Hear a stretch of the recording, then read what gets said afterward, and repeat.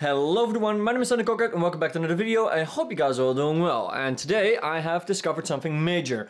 So, people have been asking questions in the comments down below whether or not the 730 has some throttling issues with the GPU, because it seems that the GPU downclocks itself by a significant margin. And yeah, you're right, it does, and I will explain you why and how to fix it. So, if you have a Lenovo Yoga 730, just like me, right here, this is the 15-inch model with the GTX 1050 1050, sorry, and 8250U Intel processor and 8 gigs of RAM. It's decent, it's nothing special, but it is decent, and it should pull a lot more frame rates than it is doing right now.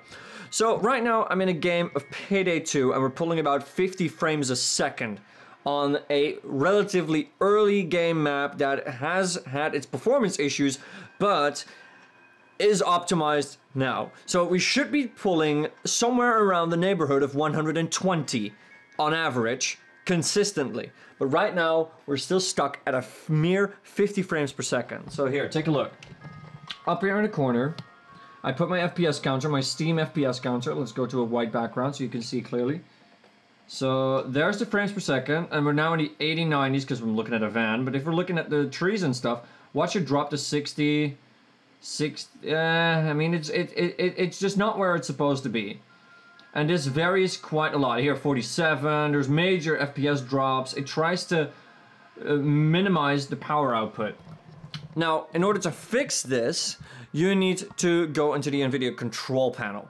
So right now it is wanting to output as the least amount of power it can possibly put out. So, it hinders performance. So, if we all tap out of here and just focus on what I'm doing. If we all tap out of here, we go to the desktop. And we right click on the desktop. Where's my mouse? There is my mouse. Right click on the desktop and go to Nvidia control panel. And in here, up here, you're going to be able to see manage 3D settings. Then inside there is global settings and program settings. Now, Nvidia is quite clever with with auto-selecting the preferred graphics processor. So auto-selecting, it uses the Nvidia processor only when it detects a graphics processor intensive program. We're talking Photoshop, Adobe Premiere, gaming, anything that uses a lot of GPU power. It auto-selects the high-performance Nvidia processor over the integrated graphics. For everything else, like Word, it uses the integrated graphics. So here in the global settings, I would advise you to do the following, and this is factory default settings, by the way. When a Lenovo Yoga 730 comes off of the manufacturing location, it comes with, well, a battery, because, you know, it's a laptop. What Nvidia control panel does when it detects a battery is it puts the power management mode automatically to optimal performance out of the factory. Now we don't want this, because this limits the speed of the graphics processor, and it limits everything that it can do. So swap that over to prefer maximum performance, or Nvidia driver controlled, or prefer consistent performance, and you can read the criteria on that under here. But if you're like me, and when you're using the Nvidia control panel, or when you're using the Nvidia processor, and you just want always to hit the maximum performance, just do that. If you don't want this to happen with all your applications, like Photoshop and that sort of stuff, you want consistent performance, and only for games you want something different, then you would switch this one, the global one, to consistent performance, and then you would go to program settings, and then for every game, so here we got Payday, and you see it auto-selects the Nvidia GPU, so that's good. And if we go now to the power management mode here, it's taking that from the global settings, but we can also prefer maximum performance specifically for this game. Now let's apply the settings. And it takes a little bit of time, but there it goes, and it's saved.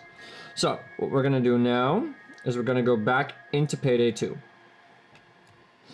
And let's go watch those frame rates again. Now, it might take a little time for the GPU to get familiarized with the new power settings. So you're still going to see a little bit of the frame drops, but we're hitting 110 now, 1.9. It's still dropping a little bit, but it's getting used to the new power management. but the performance, as you can see already, is much better. And now we're actually starting to hit consistent numbers. So we're getting around 190. It's staying between there. It's not dropping any massive frames. And for the people that are curious about the settings, here we go. So we go here into options, and then we go into video, and then over here in advanced. And this is, by the way, at native resolution at 1920 by 1080. So it's the native resolution of this monitor, or this screen panel. Let's go into advanced, and we got texture quality on high, because texture quality is only managed by VRAM and nothing else, and this thing has 4 gigs of VRAM, just as much as my GTX 970, so that is good. So we can definitely handle the texture quality. Shadow quality is put to medium. If you bump that down to low, you could actually get 160 frames per second out of this particular map. But medium, yeah, that works. Anisotropic filtering has 0 impact on any performance on any game ever, so just put that to the maximum. Animation quality, nobody cares. I mean, it's animation quality. Anti-Aliasing, never turn that on because it is a very processor-intensive thing to do. Ambient occlusion can be put to the maximum. Corpse limit, I mean, you can adjust this whatever you want, but just put it on low because you're gonna kill so many cops in this game. But this is pretty much a really good amount of settings. It's a really good settings. And it's all rendering this in real time. If my friend would pop out of the screen here, we're getting some really consistent performance compared to optimal power when it dropped to the 60s and even lower. So right now, we're actually hitting consistent numbers. That's really, really good.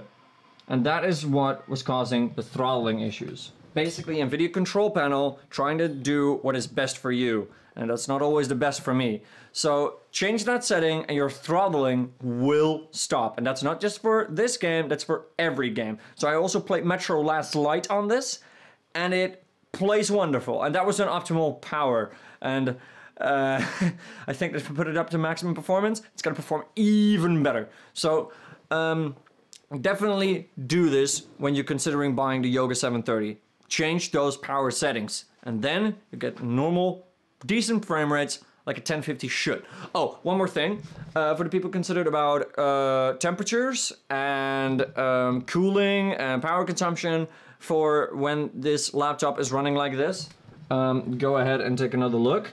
I have Corsair link open here, and let's open it up. And this is the temperatures right now after we're being in game. CPU is at 60, 70 degrees-ish. And the GPU is at 60 degrees. In a laptop that's this thin. Can we just appreciate the craftsmanship of this laptop? It has some seriously good cooling. Exporting videos, it never gets above 60 degrees, which is absolutely wonderful. This is an amazing machine for what it can do. It has great build quality.